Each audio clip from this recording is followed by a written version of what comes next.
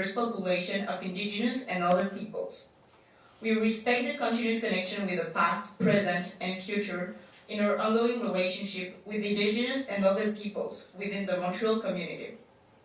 So I'd also like to give a special thanks to the whole Cruja team, so Diane Wong, who's outside, the event coordinator, Kimberly Glassman, who's not here today, but helped a lot, the editor-in-chief, Autumn Caderet, the managing editor, who's taking pictures too, Eleni Spiel, the communication coordinator, and Annie Dutremblay, who made the awesome catalogs that you have here. And you can actually note that there's like a note section at the end of the catalog that is very useful. So yeah, you can just write during the conference.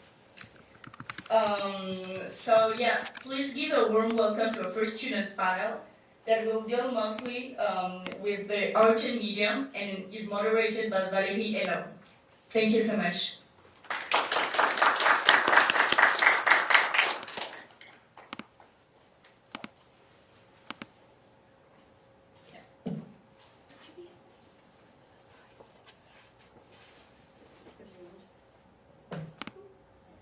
Because the sound is weird? No, it's just coming. Oh, okay. Yeah, that's okay.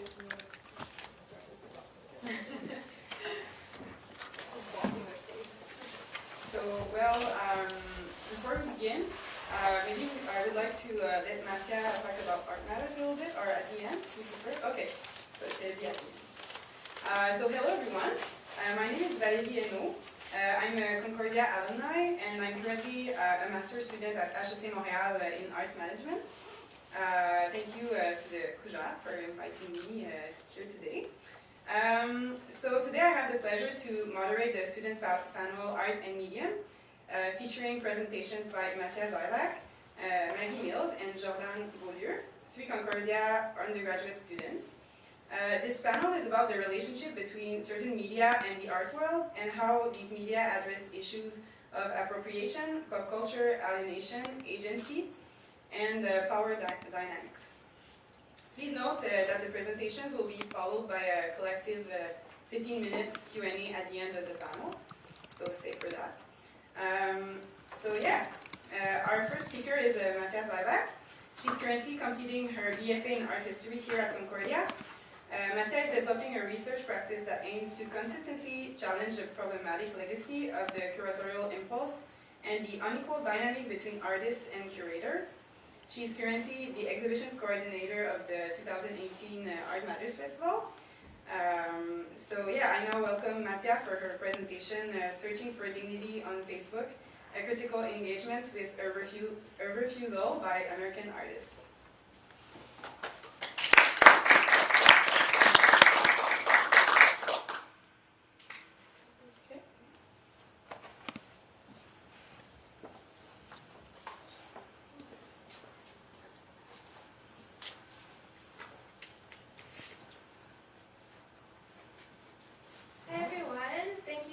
For being here. Before I start my presentation, I just want to say thank you first of all to CUJA for organizing this conference and continuing to provide a forum for undergraduate students to share and discuss their work. It's really appreciated, and I also just want to say that it's a real pleasure to be presenting alongside Jordan and Maggie. I really look forward to hearing what you guys have to say in your research and then following the discussion.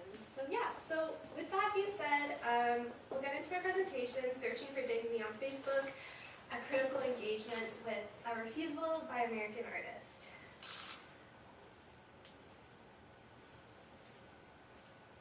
This paper will offer a critical engagement with A Refusal by the artist, American Artist, which took place between 2015 and 2016.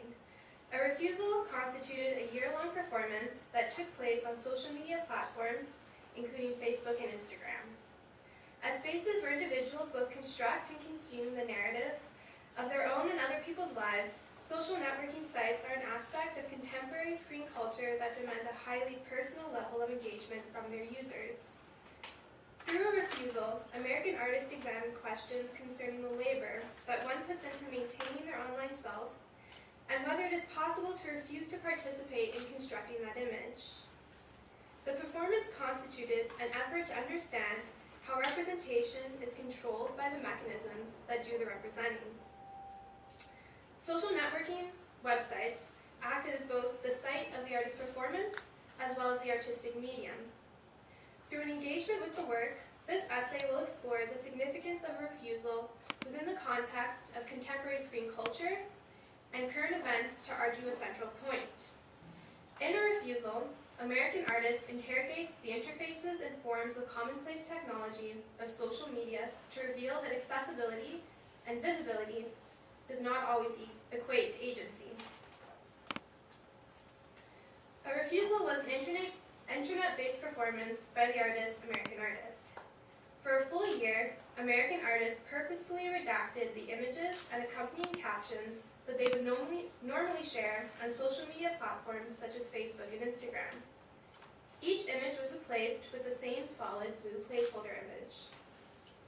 These voided images were then tagged and numbered.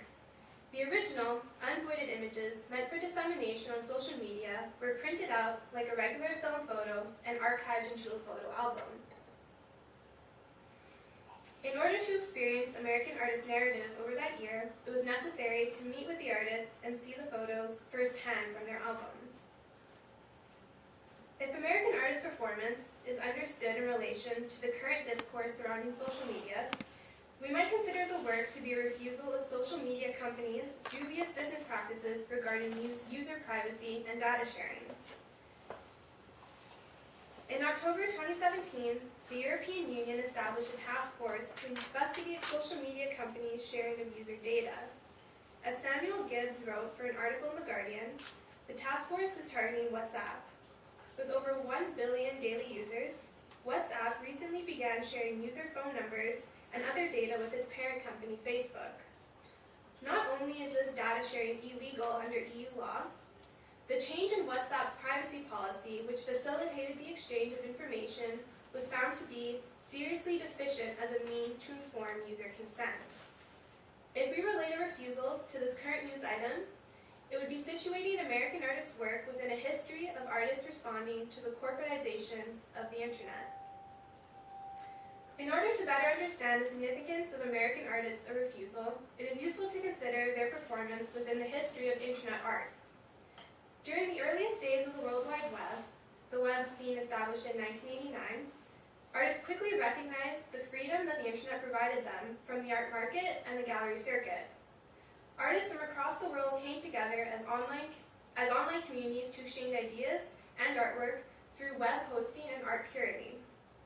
However, with the dot-com boom of the 1990s, many artists began to consider the internet beyond a medium or tool for the dissemination of art and began to question the politics of the web itself, specifically the corporatization of the internet. In order to better situate A Refusal within the continuously evolving history of internet art, I will point to two earlier works that demonstrate a serious engagement with popular media, as well as criticism of the commodification of the internet. The first being eToy.Corporation, which has been online since 1994, and the second being Vukkozik's 1996 Net.Art per se. eToy.Corporation is an online firm that describes itself as a corporate sculpture. The group is best known for a large-scale digital hijack that involved infiltrating several major global search engines and replacing top search terms with keywords including censorship, bondage, and Porsche. Through this act, the artist behind eToy.Corporation sought to expose the fact that what most internet users perceive as a natural structuring of online content is actually developed for and controlled by corporate interest. Vukkozik's Net.Art per se is a fake CNN site commemorating a meeting of artists and theorists that took place in Trieste, Italy in May 1996. Net.Art per se is a replica of the CNN website of that time and was the first internet art project to appropriate a mainstream website.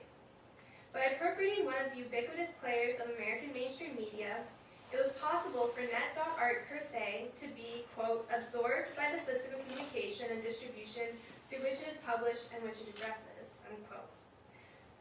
To consider the history of internet art is also to consider the nature of our relationship with the internet.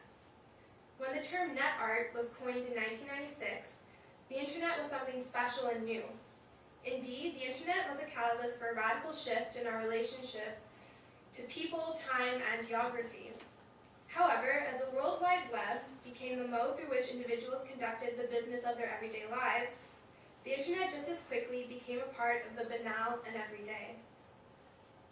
While American artists' performance of A Refusal can certainly be considered within the history of internet art, it might be more accurate to situate their work within the more recently defined era of the post-internet. The artist Artie Vierkant describes post-internet art as a condition when the internet has become less of a novelty and more of a banality. Vierkant describes post-internet as a result of the contemporary moment where the world of the screen has become our communal space and defines the era as inherently informed by ubiquitous authorship, the development of attention as currency, the collapse of physical space and network culture, and the infinite reproducibility and mutability of digital materials. Sites such as eToy.corporation and Kozixnet.art per se required a mastery of HTML knowledge on the part of the artist in order to be possible. However, with the advent of Web 2.0 and a new generation of websites that emphasize user-generated content and participation, it became possible for artists such as American artists to not simply function adjacent to corporate websites, but to create their art through the medium of those same corporations' user-friendly platforms. While American artists' performance continues the tradition of artists questioning the corporate nature of the World Wide Web, thanks to Web 2.0 technology, they do not have to build an entirely new Facebook site in order to offer critique. Instead, the artist can take advantage of the ready-made environment that Facebook provides and reshape it from the inside. By withholding the data that makes their services both desirable and profitable, American artists' refusal to share personal information on social media was certainly a subversion of these networking sites. However, the refusal to share personal photos or thoughts also implies a refusal of the labor that goes into producing those very images and captions, and asks us to consider notions of self-care in the social media age. The title of American artist performance, A Refusal, was inspired by an essay written by Laura Portwood Stacer, entitled Care Work and the Stakes of Social Media Refusal. Portwood Stacer's essay puts into context the significance of American artists' refusal to participate in social media by outlining how opting out is not a choice that every user has. Portwood Stacer's essay asks the central question: do we want to put in the work that a relationship with social media requires? In answering the question of the consequences, or stakes, at play in media refusal, Portwood Stacer describes the inherent imbalance in power between the social media and their users. In order for social media companies to remain profitable, users pay for access to their friends and family by having their browsing time and likes tracked and targeted. Portwood Stacer suggests that refusing to be on Facebook can be a powerful move towards distancing oneself from the less than wonderful aspects of the contemporary media economy, in which social network users do ever more work for corporations with ever less compensation and self-determination. While some might find media refusal necessary for their self-care, responsibilities at work, home, or in their social lives might make it impossible to completely disconnect. Central to American artist performance was the notion of the dignity image. The dignity image is a term created by American artists to represent the personal images that we do not share online through social media. The concept of the image, specifically one's personal image, is not only relevant to the work in question, but integral to the artist's entire practice. Having legally changed their name to American Artist has been active in controlling the dissemination of their own image and identity. The name change guarantees a degree of anonymity online and can be said to be effectively self-effacing. Unsurprisingly, finding basic information on American artists is itself a challenge, as a Google search of their name will result in information on every single American artist. The history of constructing and displaying one's image is long in art. Archaeologists claim that the earliest recorded portrait, carved into an ivory mammoth tusk, dates back 26,000 years. Not entirely dissimilar to how one posts the perfect selfie to their carefully curated accounts, portraiture has been used across centuries and cultures to depict not only our physical image, but our persona and our identity. However, now that such images are posted on the wall of a Facebook page rather than, say, the wall of a home, the context has undoubtedly changed. With the notion of the dignity image, American artists seem to suggest that the power no longer lies in constructing one's public image, but effacing it. By refusing to share personal photographs, and therefore personal information, social media users are able to erect boundaries between the self and its assimilation into an online avatar. While the dignity image may be a powerful source of autonomy to the user, it is ultimately worthless to the social network, since it prevents them from accessing profitable information. As American Artist states, the imperial nature of internet corporations' business strategies is rarely grasped in its full effect. One of the striking aspects of American artist performance of A Refusal is how humble and simple their action was. Rather than entirely reject social media platforms for a year, the artists still engage with these platforms, but on new terms that they had defined for themselves. In order to preserve their dignity images, American artists would instead post those photos redacted with the same high-intensity shade of blue. This color blue is familiar and is known for its use in fatal computer error warnings.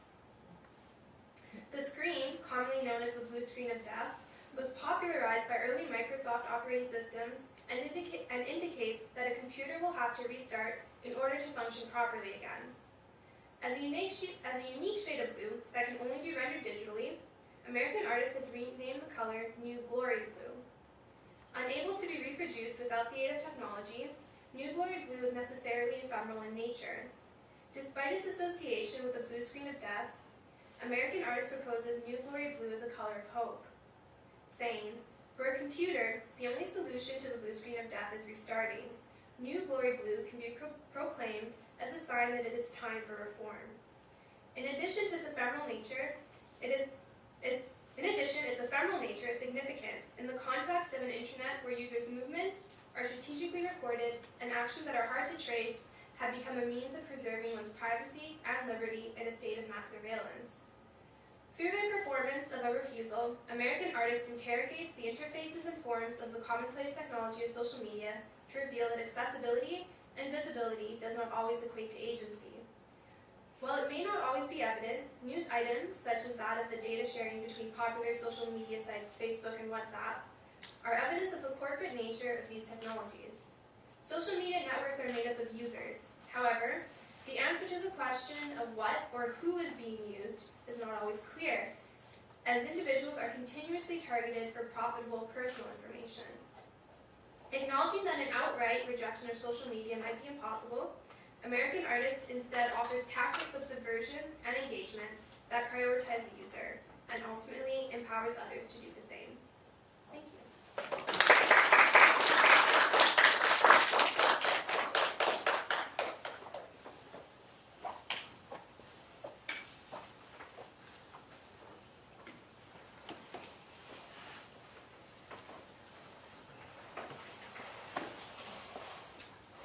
Thank you, Mattia. That was very interesting. So our next presenter is Maggie Mills. She's completing the final year of her undergraduate degree in art history and film studies here at Concordia. In her research, she's interested in feminist literary and artistic traditions, the connections between craft and storytelling, as well as socially engaged art. And this year, she's creating a show for the Art Matters Festival. I now welcome Maggie for her presentation, Hybrid Interiors, a critical perspective on the aesthetics of cultural convergence and the Santa Fe style.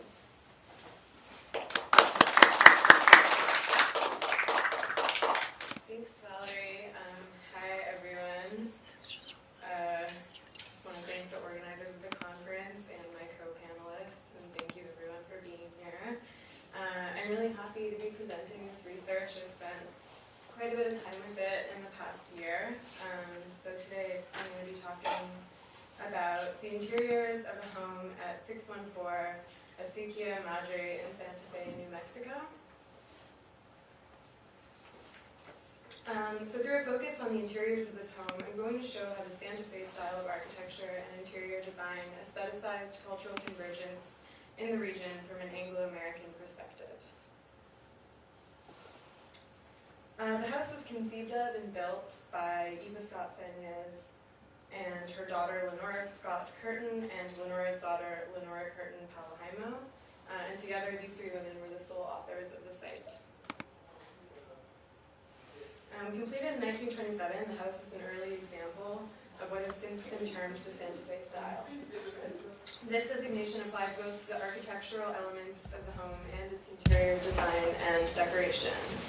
And situating these interiors in the larger socio-historical context of the region, I basically am trying to show how the specific cultural convergences that contributed to the formal elements and attempt to account for the unbalanced power dynamics at play in the women's engagement with the region and its people.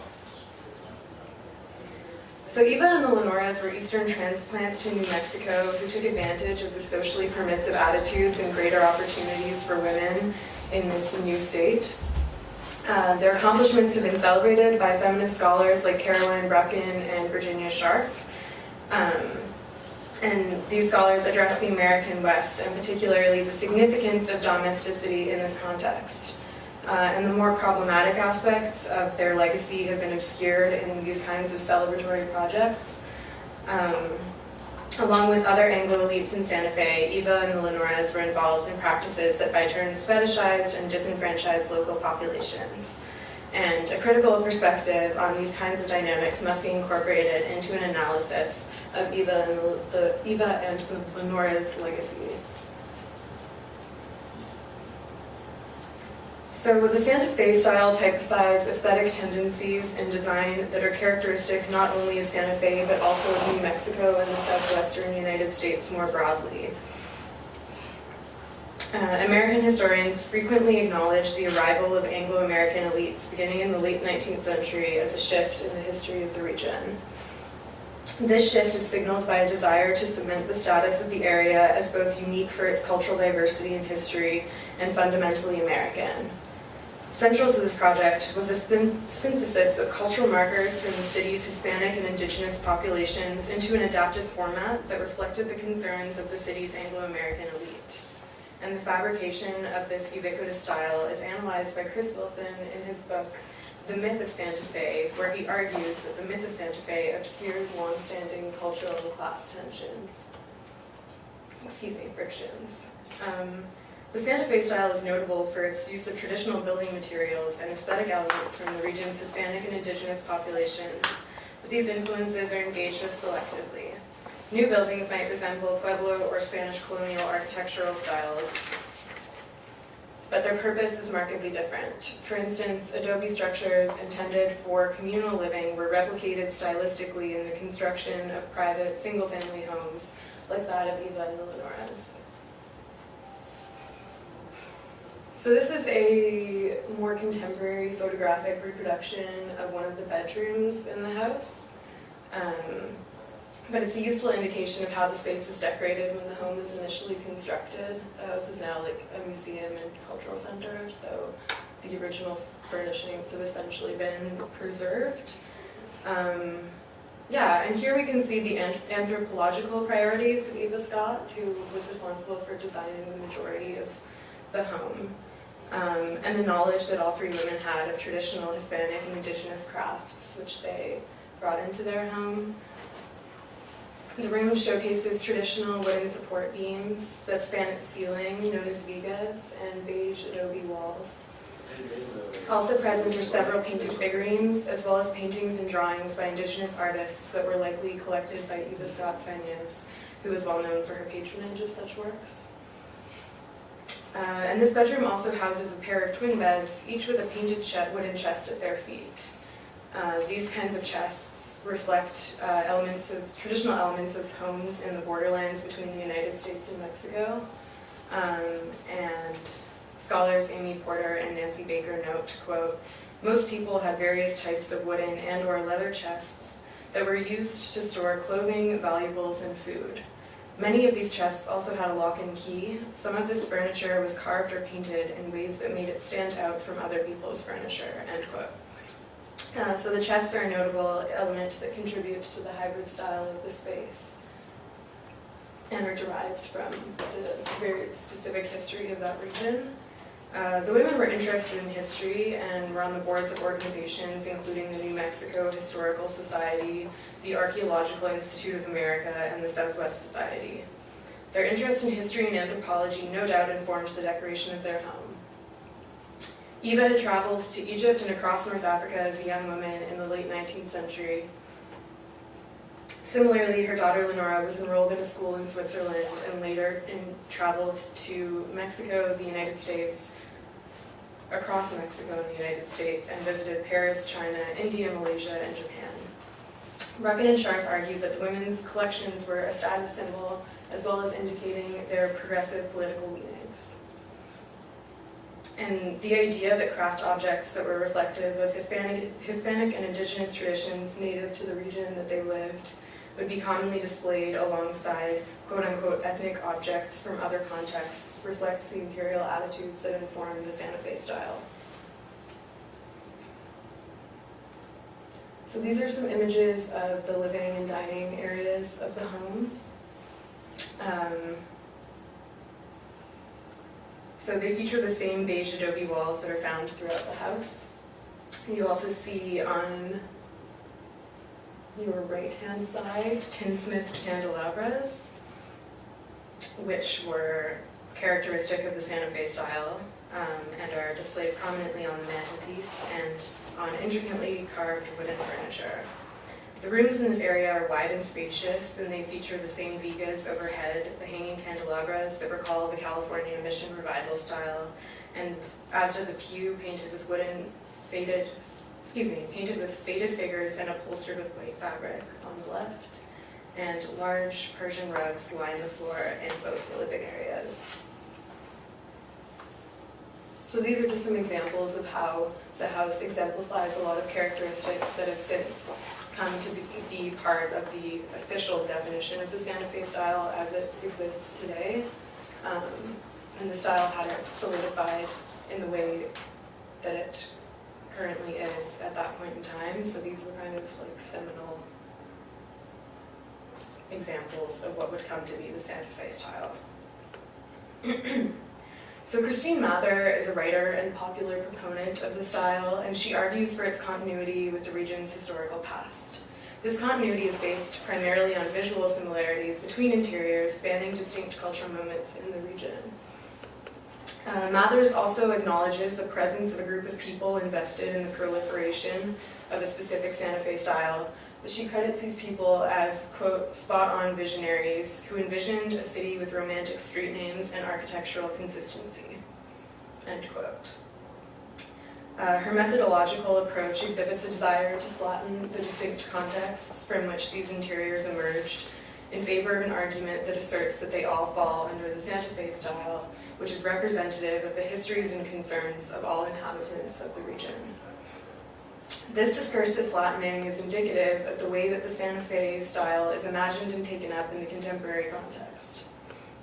It reflects the initial desires of proponents of the style to absorb influences from Hispanic and indigenous cultures in order to establish the region's uniqueness, while assuming control over these traditions and influences from a position of political power and presumed cultural superiority. The interiors of the Esquina Madre home of Eva and the Lenoras reflect these tendencies to the extent that the women constructed their identity as white elites in the region in relation to the Hispanic and indigenous traditions that had already existed there. Their collection of craft objects in the home, as well as their philanthropic pursuits in the Santa Fe community, all indicate their status as independent, educated, and politically active women in the region. This status was constructed in dialogue with the oppressed cultures that pre-existed their presence there. So among the practices that were staples of the women's involvement in Santa Fe was Lenora Frances Curtin's work in establishing Santa Fe's native market in the 1930s. And this was an initiative that was a response to the Depression and an attempt to provide opportunities to support local artisans. And on the left-hand side here is a screenshot from a Vogue article from 1936 that featured the native market. And the title of the piece is Santa Fe Stakes a New Claim. And basically it contributes to this myth surrounding New Mexican culture and posits the state as an exotic and appealing site for cultural tourism from the easterly United States.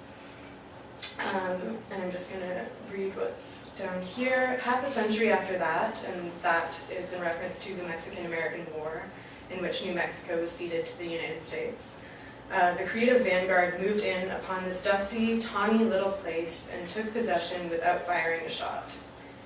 So I think this is a very typical of the era interpretation of the way that Anglo-Americans moved into New Mexico and adapted local cultures on their terms. And then just last week I actually happened to stumble upon this article on the right, which is from the New York Times Style magazine.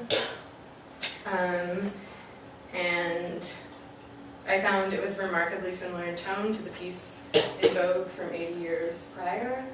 So it's talking about this eternal reemergence of the Santa Fe style in popularity, and states, every few years, with the regularity, if not quite the frequency, of the full moon cycle, Southwestern style comes back in fashion. The look, which is composed of Native American, Spanish, and Anglo influences, mixes cowboy boots, bolo ties, bolero hats, concho belts, western shirts, silver and turquoise jewelry, Navajo prints, suede moccasins, and fringe and leather everything. And there's also a shout out to Christine Mathers's book in this article, interestingly. So the involvement of Eva and the Lenoras in the Santa Fe Anglo arts community is often cast as benign or benevolent. It is crucial to resist these interpretations at the same time as celebrating the legacy of these powerful women. In his critique of the imperialist perspective in Western cultural anthropology, Culture and Truth, Renato Rosaldo states, imperialist nostalgia uses a pose of innocent yearning, both to capture people's imaginations and to conceal its complicity with often brutal domination. The local community of which the women were a part was responsible for the disenfranchisement of local Hispanic and indigenous populations. At the same time, a privileged few took on what they viewed as the responsibility of documenting these communities and seeking to aid them through patronage on their own terms. In a culturally contested site like that of New Mexico, the inhabitation and occupation of territory was an avenue through which white women could access a degree of power in public life that had been previously unavailable to them. Eva and the Lenoras deployed decoration to construct a coherent and palatable narrative of cultural convergence in Santa Fe, signaling the development of a nascent style associated with the region that remains popular. The style is heavily codified as having to do with the traditional American Southwest that enduringly caters to a white audience. Eva and the Lenoras were part of a group of elite Anglo-American women, many of whom were involved in the suffrage movement, who took advantage of greater opportunities for becoming involved in public life, in the public sphere in the Southwest. While it is important to acknowledge the accomplishments and contributions of these women, it is essential not to do so at the expense of a critical perspective on their engagement with Hispanic and indigenous cultures of the region. Aesthetic elements associated with these cultures were adopted for various ends on the terms of white elites in order to produce the Santa Fe style as it exists today. Thank you.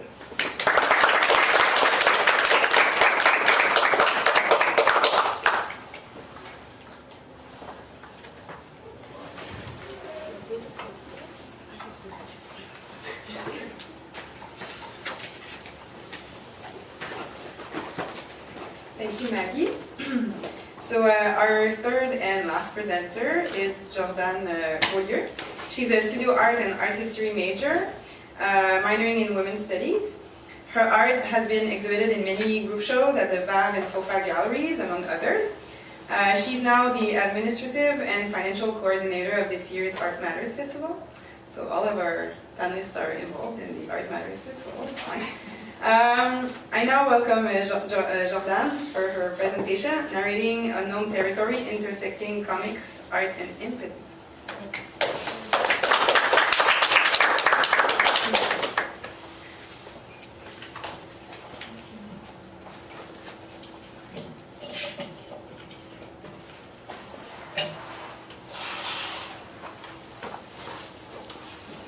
Great, thank you, Valerie. Thanks for coming. Thanks, Maggie and Mattia. Thank you, Kuja. Great, so I'm just going to start presenting. Comics and avant-garde artworks are not usually terms used to describe the same things. These two categories are rarely assumed to overlap or closely relate to each other at all. In recent art history, there are countless examples of new methods showing up to take the place of traditional techniques. Many trends at first firmly omitted from the breadth of fine art spaces have come in time to dominate them. Unlike other new media, such as photography, video, and digital art, which have readily been adopted into the sphere of fine art, the relationship between comics and the art world remains notably dissonant and awkward. Though there are many examples of comics being presented as art in art galleries, within these spaces they are often treated as lowbrow culture temporarily out of context, or as static forms of cultural production found occasionally to be of interest because of their tendency to inspire art or be appropriated by artists. Despite this tension, or perhaps as a result of it, a significant amount of recent work has been generated by artists working from a uniquely hybrid approach to art and comics. These artists blend styles and strategies of comics with techniques and imagery familiar to modern and contemporary art canons to create work that inherently addresses the alienation of pop media in the context of fine art. In this presentation, I will use the interdisciplinary approaches of artists Dev Sokolow, Dominique Goblet, and Walter Scott as some examples of types of work being made at this intersection of comics and contemporary art.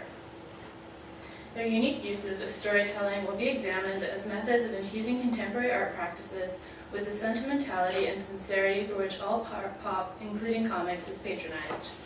I argue that by further obscuring the already precariously defined boundary between comics and contemporary art, these artists subvert the alienating effects often generated by art institutions through their use of lowbrow strategies of storytelling. By using these examples, I intend to demonstrate how graphic storytelling has been used as an empathetic device to oppose alienation within the white cube by contemporary artists who wear their pop on their sleeves and fruitfully negotiate the discomfort present between the worlds of art and comics.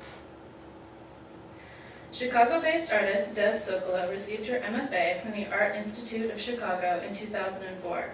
She creates text and images based on drawing installations that follow the misadventures of the nameless paranoid narrator, always referred to in the second person as you. Sokolow's narrator illustrates the strange and suspicious movements of the world around them through an ongoing inner dialogue with the viewer, which Sokolow depicts using a combination of text and images.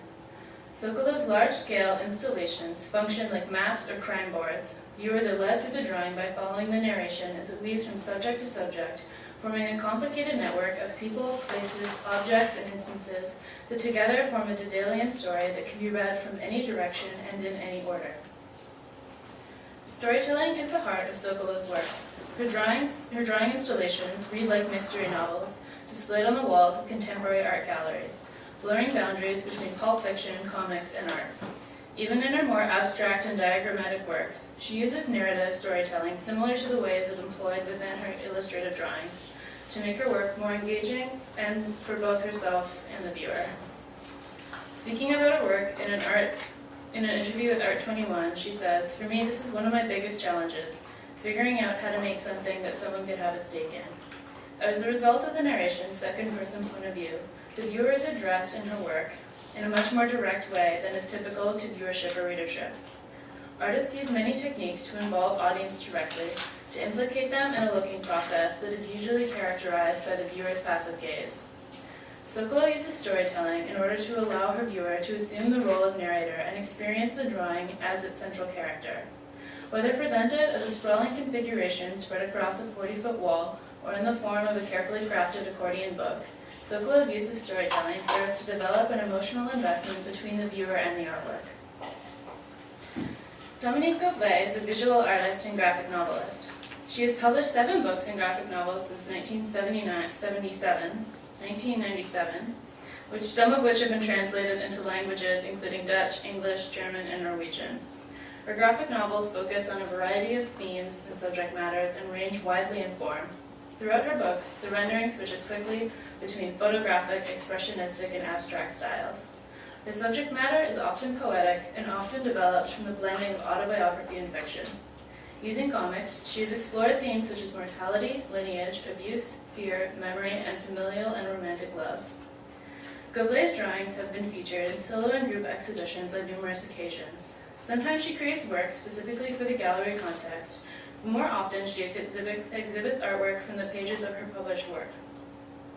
When her comic books are recontextualized in galleries, the original drawings are usually presented as framed images hung one by one along the wall. Framing her pages causes their seriality to be interrupted. Unlike when the drawings are presented as pages of a book, on the wall they are independent and motionless, extricated from the specific narrative they form if read in series. Beaulieu's decision to represent her graphic novels as artwork addresses the tendency for comics to be analyzed as literature rather than visual art, even when the crux of the storytelling is visual depictions. Analyzing comics as literature makes sense in the case of many lengthier and more prosaic works. The term graphic novel lends itself to this understanding. However, these interpretations risk being insufficiently attentive to comics' unique manipulation of visual language as a method of storytelling. This is especially evident in the case of comic artists such as Beaulieu, whose storytelling is embedded in the art of drawing and image making. This feature is most common to a genre of comics known as alternative comics or sometimes art comics. Works in this genre typically refer more to the influence of fine art than to comics and present a unity between word and image not usually found within mainstream comics. In the case of Beaulieu and other similarly categorized artists, though it may be possible to isolate individual drawings from an overarching story, it is arguably impossible to separate the story from the medium in which it is told. Walter Scott is a Concordia-born Montreal and Toronto-based artist. He graduated from Concordia University in 2009 and is currently an MFA candidate at the University of Guelph. Unlike Deb Sokolow, who did not begin to incorporate comic techniques and modes of inquiry into her work until grad school, Scott's cartooning became progressively more and more intertwined with his art making as these two practices developed in parallel with each other. His comic series Wendy began as a cartoon strip scrawled across a placemat in 2011, and now takes forms including published books, web installations, murals, live performances, and international gallery exhibitions. According to Scott, Wendy is a post-art school 20-something girl who has dreams of art stardom. She lives in a city similar to Montreal. Despite her intelligence and ambitions to become a super famous artist, she makes a lot of dumb decisions, is wasted all the time, makes out with dumb guys in dumb bands, and is generally an emotional wreck. Scott has published 2 Wendy graphic novels with Toronto-based comic publisher Koyama Press, the first in 2014 and its sequel in 2016. His art practice extends beyond cartooning to incorporate sculpture, drawing, performance, and site-specific installation. Though it makes sense for there to be an obvious distinction between his art and his comics, Scott persistently blurs the line that defines what comics are and which comics may or may not be considered as art. The art world itself is often the subject of Scott's comics, as artworks, artists, and art institutions are frequently used as the backdrop of Wendy's exploits. Wendy identifies as a young professional and emerging artist, and though we see her occasionally encountering episodes of marginal success, other artists, curators, and art professionals in general are depicted as cruel, fraudulent, or otherwise unpleasant. Wendy's peers often criticize her for the populist nature of her work, and she is shamed for not being serious enough. This type of satirical skepticism towards the art world is an attitude commonly depicted by comics, by cartoonists ranging from Matt Groening to Chris Ware to Gabrielle Bell. Scott produces imaginative adaptations of his comics to be shown in galleries, delving into the awkwardness of the comics-art relationship, and in this way addressing their skewed dynamic by enacting it. When exhibited in art galleries, Wendy often functions as a critical meta-commentary on the art world and the experience of many artists who attempt to navigate it. Using comics and the humor he writes into his stories, Scott is able to make valuable criticisms of the art world in a way that is honest, cathartic, and fun for himself and his viewers to engage in. Comics do not fit into gallery spaces easily or comfortably. They are often distributed as inexpensive multiples, while most art galleries deal primarily in unique, expensive objects. They are traditionally made in such a way that requires them to be picked up and handled, which can be problematic in the context of a busy public gallery. They are often ephemeral, rooted in popular consumption, and are therefore of lesser social value. In spite of the potential for these aspects to bump up against the conventions of exhibition and viewing, narration and storytelling is an essential tool used by the diverse range of artists who work at a crossroads of art and comics. For these artists, narrative serves as a means of exploring both the material and visual elements of their work, as well as the conceptual concerns at the heart of their subject matters. When intersected with painting, drawing, performance, sculpture, or installation, comic storytelling formats function as a device to involve the viewer in an intimate and active exchange. We see this evidenced by the work of Sokolow, Goblet, and Scott, each an artist who chooses to use comics in order to engage themselves and their viewers through shared fiction. This serves to establish a more empathetic relationship, which strengthens the collaborative role between giver and receiver, and undercuts the customary isolation of the artist and the viewer. Thank you.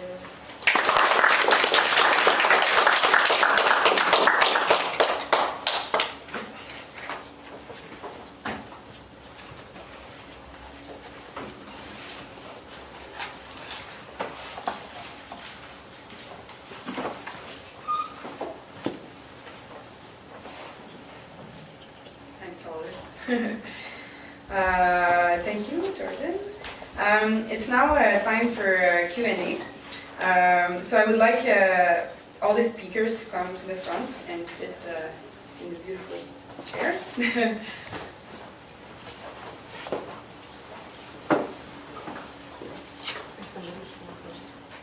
So I think there's only 2 mics, but you can share, I'm sure.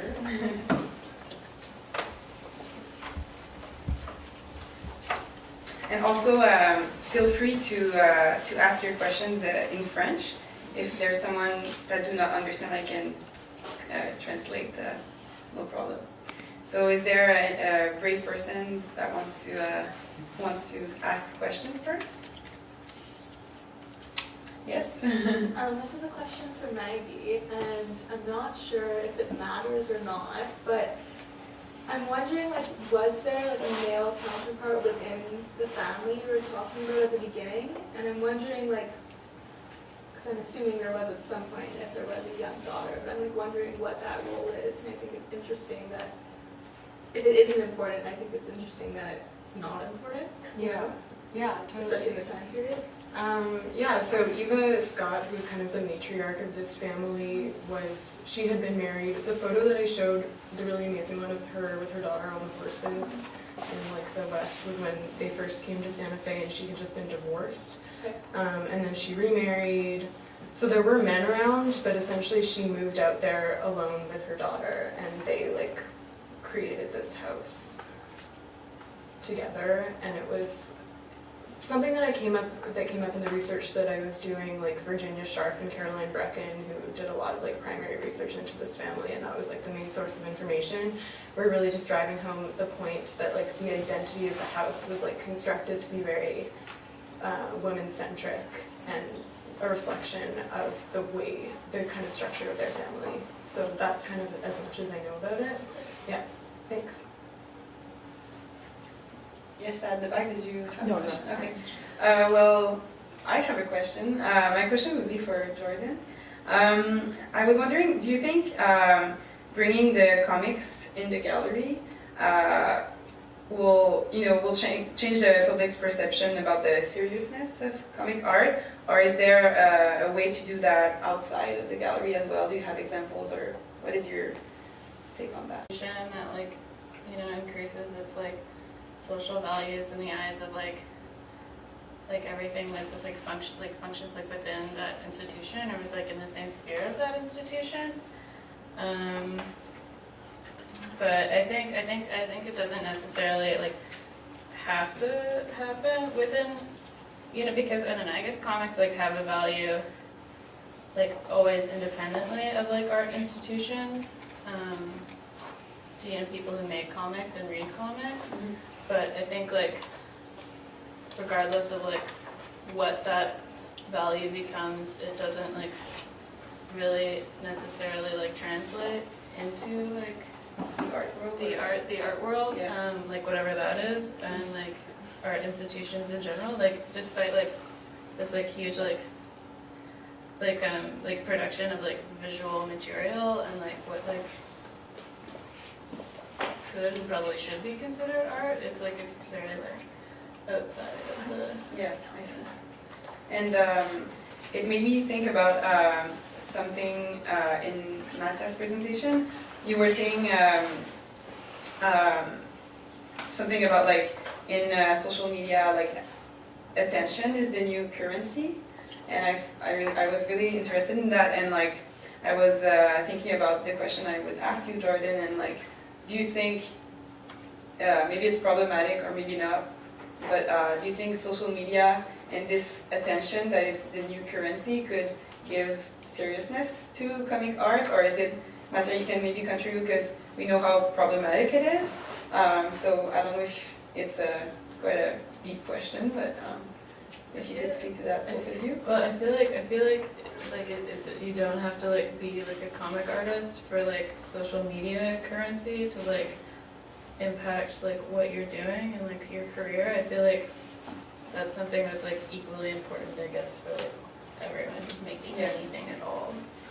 Every artist is kind of like I don't know, everyone's kind of like beholden to like being popular on the internet. But, I don't know, maybe Maggie disagrees. That's a different. Do I have to? No, it's not. Jack. Yeah, well, it's interesting because, like, going off of Val's first question, like, I would have wanted to ask you, like, because you have had, like, graphic novels or comics exhibited, and, like, I know this FOFA specifically, and I think, like, if I remember correctly, it was just, like, there were several copies, and they were just, like, on a plinth. And so I don't know, like, is that, like, the ideal for you? Because I know that, like, talking about social media, but just, like, it is a new way for, like, artists to kind of bypass the system. The same way, like, when you're talking about, like, net art, and at the beginning of, like, the advent of the web, it was like, okay, here's a new place where I don't have to find, like, a curator or a gallerist to, like, fund me. I can just make a website. But I know that, like, a lot of artists are just going directly to social media and the platform there because that's where they can express themselves. So I don't know, like, asking you personally as, like, an artist and looking at this from an academic point of view, like, if you had to exhibit your work, how would you do it? I showed a comic at the FOFA Gallery as part of like the Undergraduate show in 2017, and it's funny because when I like submit my application for that show, I wanted to show the drawings that like this big like graphite drawings that were like the pages of that comic. And so I submit that, and then I got the email from them being like, cool, great, awesome, like can't wait for the show. And then like a little bit like after that, I like got an update that was like, basically there was like a miscommunication where I thought I was showing like the drawings I had done that like had formed of the comic, but the only thing they wanted was like the zine itself, which was like the first zine that was like ever showed at the FOFA. So there was like kind of like, I think like a novelty of like that format, which was like a lot more like interesting to them than like the drawings that like were depicted like by the comic. But I don't think it's ideal. I think like I don't know if it's like an ideal way to show any. I think it's actually something that's becoming like not great for like a lot of comic artists because like comics are traditionally like ephemeral and reproduced. So it's like the more they're being seen as like these kind of like artist book objects, it's like it's not yeah, I don't know. It's not in line with like, the original intention. I think we have a question here. Yeah, my question was actually to do with that. Like I know graffiti artists who are kind of resistant to have their art shown in gallery spaces or like teach graffiti as an art class because it kind of is counterintuitive to like the subversive ephemeral nature of that art form. And I was wondering if there was like a similar notion in comic book art to kind of answer that. Yeah, I think because I don't know, it's kind of weird to like have this like thing that's just like a bunch of like pieces of paper like stapled together on like a plinth, and you have to like put gloves on to touch it, which is like totally like counterintuitive to like what that like is in any other context. Yeah, so that's really interesting. Yes. I have questions for Mattia. I was just wondering, do you think we can evaluate how successful the refusal is or not? Or like the refusal as an act is? Because wouldn't the most refusaliest thing to do just not to do anything, to delete Facebook, to completely remove oneself, step away? Like in that sense, it's kind of like a little bit like how Camus talks about how like the most radical thing to do is to live, rather than just like keep trying and pretending and all that stuff. So, like I understand that as an art piece, it has to have some kind of medium to work within. So, if we were going to remove that medium, wouldn't that even be more of a refusal? Yeah, I think that I understand what you're saying. It's like the radical thing would be to and to really make a statement would be to just delete your accounts.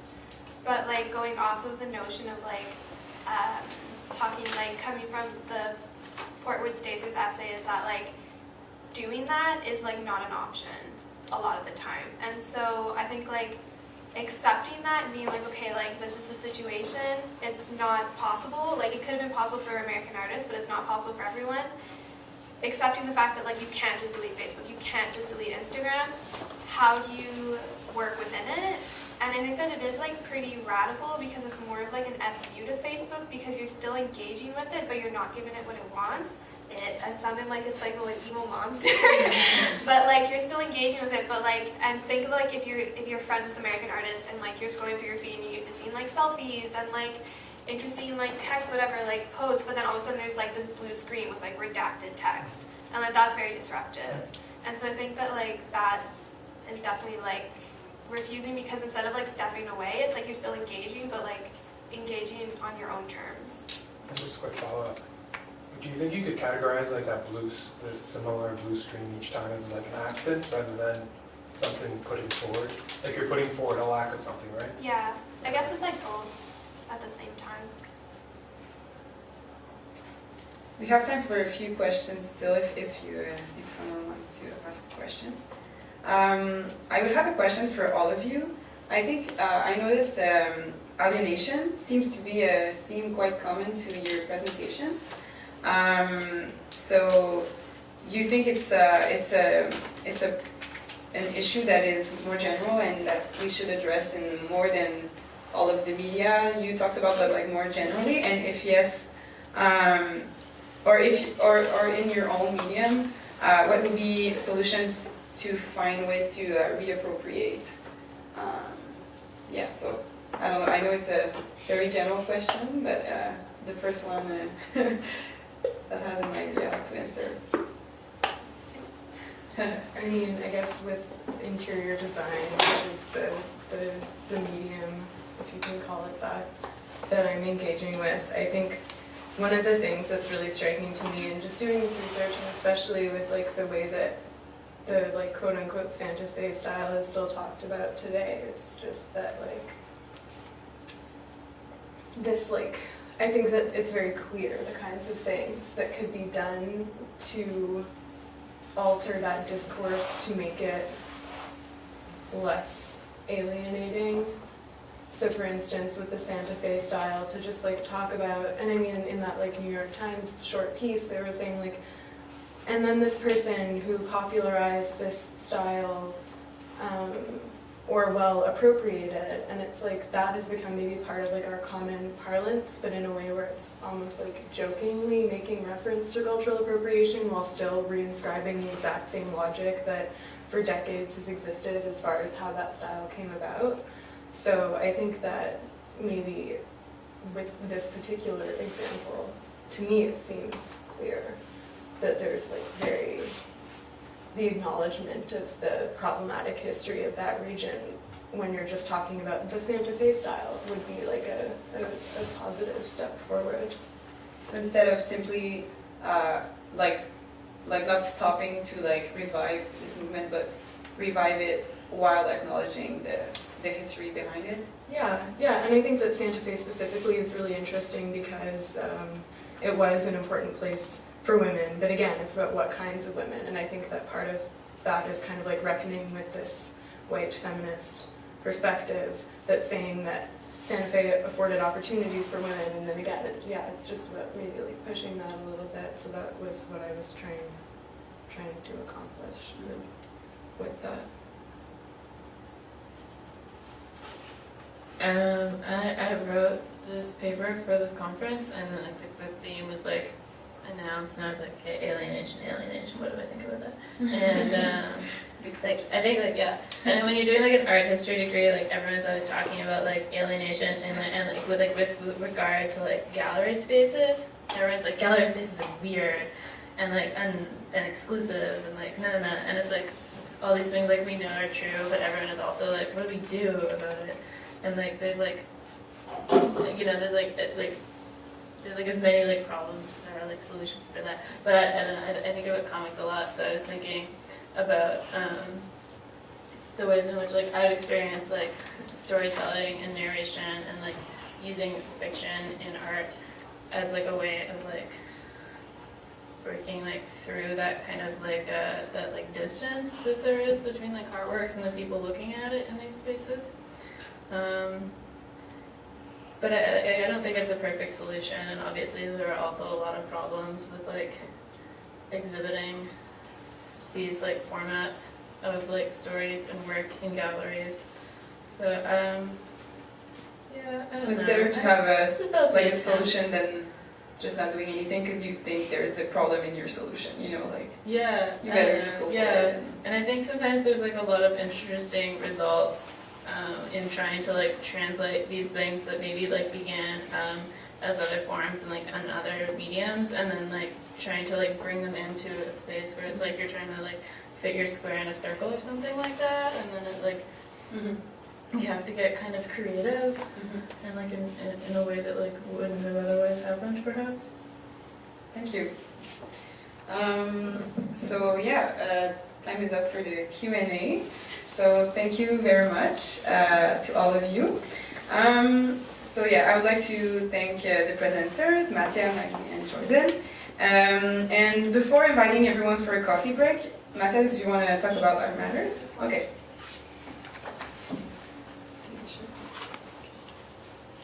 So I'm going to take my panelist hat off and put my Art Matters hat on. Jordan, I don't know if you want to join me here. But so Art Matters Festival is North America's largest student-run festival. Every year, this is our 18th. For 18 years, we hold a month-long festival that displays undergraduate artwork, and it's all, the curators are undergrads at Concordia, the artists are undergrads, and it's held throughout Montreal. So our opening event is actually this Saturday during Nuit Blanche. It's in collaboration with Kuja, who applied as curators. They'll be curating their exhibition Disconnect. I believe like in the pamphlets we all have that should be in there. But yeah, so this is like the larger festival schedule. I won't go through it exhaustively, but all of our information is online, artmattersfestival.org. We are on social media, Facebook, Instagram, we're kind of all over. But yeah, we really encourage you to stop by some of the exhibitions. It's really all over Montreal, so like I'm sure on your way to work, on your way to school, you're probably going to pass by one of them, and you might as well stop in and appreciate some good art. Jordan? Yeah, and I think Kuja's having, in fact I know Kuja's having a panel of artists who are going to be in the Disconnect show, which is on Saturday for Nuit Blanche. So they're going to be here talking about their art for that show. Also, actually in the same venue that Kuja is doing their show, Espace Pop, which is on Avenue Park, like just below South of Bernard, Maggie is doing a show on craft and narration. That's like the 2 weeks immediately following Kuja's show on Saturday. So anytime in the next 2 weeks, starting on Saturday, is a good time to go to Espace Pop. Yeah. So yeah, we encourage you to check us out, and yeah, thank you for listening.